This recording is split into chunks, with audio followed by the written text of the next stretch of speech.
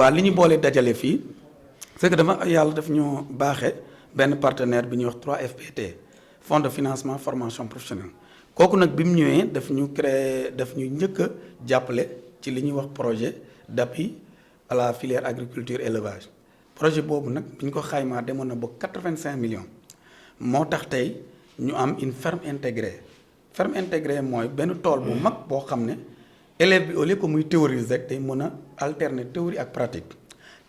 pratique boobu nag tax na tey am na li ñuy wax une étable boobu def nañ ci juróom benn nag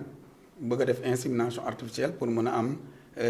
yenn race de qualité également am nañ benn bergerie bi am na fukki xar ak ñaari géniteur am fukki béy aussi ak ñaari géniteur donc yooyu aussi on a une porcherie avec 6 pormes 2 truies ñaari veras donc yooyu yëpp ak benn poulailler boo xam ne pour 1000 sujets te am na benn CS bu ñu bind sax pour prétendre avoir un poulet fu ñuy yaree poulet pondeuse yi donc yooyu yëpp li ko sabab maire aussi mu dolli ci indi ñu forage yu 15 millions loolu day tax ñu mën a def maraîchage mën a def aviculture embouche bovine ovine ak arboriculture ci kaw loolu aussi 3FPT baaxu nañ ci Avona 16 millions bu mën a tax ñu clôturer école bi mais bi ñu commencé nag pour valoriser maintenant investissement bi léegi dañoo lëkkaloo ak li ñuy wax le cluster horticulture boobu nag sas ñu formeel ko 320 jeunes et femmes 4 cohortes de 40 en transformation fruits et légumes 4 cohortes de 40 en production horticole fi may wax ak yéen formé nañ 6 cohortes booy waaj a entamer les 2 dernières cohortes donc loolu di ci sant monsieur le maire aussi bi ci jàpp ndax 3FPT bu lay financer 90% la mais 10% yi apprenants yi ñoo koy supporter mais monsieur le maire mi moo koy jël intégralement en charge donc foofu nag ñu ne déet waay 3FPT ne pilotage à vie bëggatul am naanaam bëggatuñu ñuy mel ni gumba di lambatu dañuy def li ñuy wax plan stratégique développement loolu day wane bëgg-bëgg kon ñi ngi fii tey mais fan lañ bëgg a dem ëllëg fii ci juróomi at yooyu ñu ngi ñu tënk ban xeetu école lañ bëgg yan métier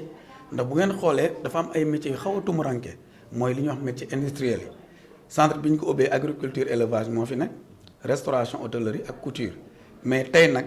plan stratégique bu ñëwee non seulement l'existant li xew dina ko gën a dooleel mooy am na benn pays en restauration bu ñu déposé FPT di ñaan ñu valider ko ak benn pays en couture ci loolu nag ñu ne partenaire bu mel ni Dangote dans le cadre de la RC xëy na mën nañu mook 3FPT bu ñu lëkkaloo mu jàppale ñu ba ñu am filière industrielle mel ni mécanique auto formé ay mécaniciens menuiserie mécanique auto machinisme agricole mais également plomberie donc filière yooyu yëpp ak yeneen filière yoo xam ne peut-être population bu ñu xalaatee ci PSD bi dinañ ko tënk bind ko ci document jëbal ko partenaires yi pour mën a am école de référence non seulement au niveau régional mais voire au niveau national ci xayma daal centre de référence yooyu président di junj ne bëgg na cee def bu nekk ci département bu ne ñun dañoo bëgg ñu nit fii ci Morolan ñu am un centre de référence boo xam ne sous région beeg niveau national yëpp danañ xam ne Morolan daal mérito na ko ndax dañ ko mérito parce que aussi dañoo fekk population boo xam ne dañ ci jàpp mais surtout maire boo xam ne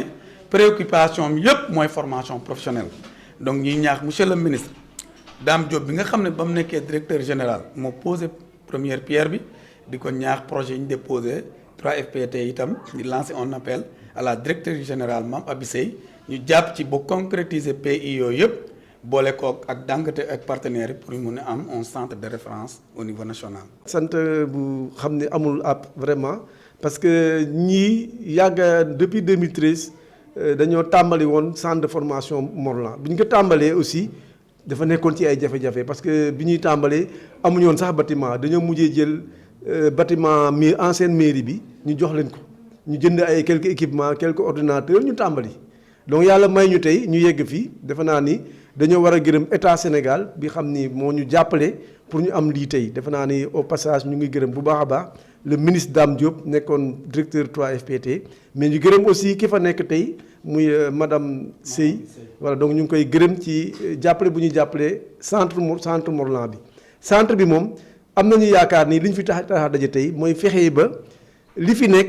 non seulement ñu gën ko dooleel mais ñu gën ko yaatal parce que boo xoolee ñu ngi yem rek ci affaire mbay affaire sàmm affaire togg affaire hôtel yu mel noonu wala affaire ñaw donc tey war nañu passer foofu dañu war a dem ci affaire par exemple industrie par exemple affaire mécaniciens yi ñu former leen ñu former ay plomberie am na métiers yoo xam ni am nañu yaakaar ni dañoo war a former xale yi pour que xale yi am ci xarañte comme ça ñu mën a liggéey ci entreprise yi. sociétés yi nekk fii ñoo koy laaj. Dangote par exemple nee na mënul jël xale yi parce que xale yi léeg-léeg du ñu am compétence bu ñu bëgg moo tax ñu bëgg a former xale yi pour que entreprise yi nekk fii muy nekk Dangote wala feneen xale moom bu amee diplôme fu mu mën a liggéey rek baax na l'essentiel na am diplôme bi pour que mën a dem liggéeyi ci entreprise yi fi nekk wala bu nekk feneen vraiment kontaan nañu ñu ngi gërëm aussi directeur Sène parce que daf ko gëm defe naa ni depuis le début dafa gëm ni ak moom ñi muy liggéeyal dañoo gëm ni centre bi fu mu nekk nii war na mën a jëm kanam te am nañu yaakaar ni fii ak juróomi at yooyu ñu wax bu ñu fa yeggee am nañu yaakaar ni centre Mont Rolland dina nekk centre yi gën a mucc ayib biir Sénégal.